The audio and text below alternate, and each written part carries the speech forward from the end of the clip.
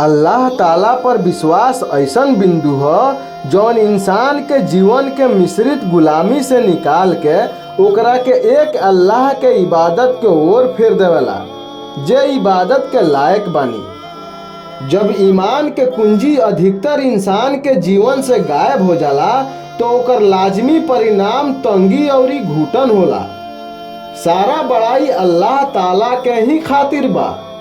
अल्लाह ताला इस्लाम के नेमत देले बानी। अल्लाह ताला के फरमान बा कि जौन इंसान हमरा याद से मुंह फेरी ओकर जिंदगी तंग रही और क़यामत के दिन हम ओकरा के अंधा करके उठाएम। अल्लाह ताला के वजूद के पूरा कायनात इकरार करेला, तस्दीक करेला, स्वीकारेला, ईमान लावेला। अल्लाह ही जमीन आसमान के पैदा कइले बानी। अल्लाह यही से हमनी के अपना ओर बुलावेनी ताकि हमनी के सारा गुनाह माफ हो जाओ। अल्लाह एगो मुकर्रर वक्त तक सुधरे के मौका देवेनी। मोमिन ऊ इंसान बा जे ये बात पर यकीन रखेला कि अल्लाह ताला ही सारा जहां के मालिक बानी। अल्लाह ताला ही हर चीज पर शक्ति रखेनी। हर हाल में अल्लाह ताला के शुक्रिया अदा करे के बा, अल्लाह ताला के बड़ाई करे के बा, अल्लाह ताला के इबादत करे के बा।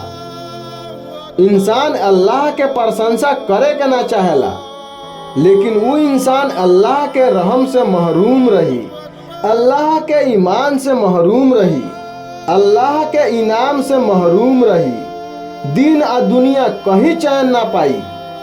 दोनों हालात में इंसान अल्लाह के ही मोहताज बा। अल्लाह ताला पर कौना प्रकार के प्रमाण मांगल जाओ, जबकि अल्लाह ताला खुद हर चीज के दलील बानी। अल्लाह ताला के वजूद होखे के प्रमाण ढूंढल जाला तो निम्नलिखित प्रमाण हमनी के ई मिलेला। फितरत के दलील, पैदा करे वाला के ऊपर पक्का ईमान, यही पर संसार के रचना भइल बा। तो ये फितरत से केहू हट नहीं के सकत। ये बात के सबसे महान प्रमाण कि फितरत अल्लाह के वजूद पर दलालत करेला।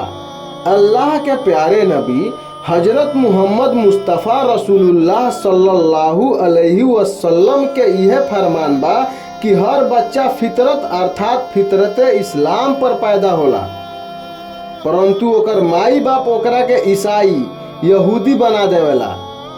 जैसे जानवर ठीक ठाक जानवर के जन्म देवेला, का ओकरा में कुछ कान चाहे नाक कटल रहेला? हर एक मखलूक अपना फितरत के कारण ही तौहीद के स्वीकार करेला, अल्लाह ताला पर ईमान लावेला।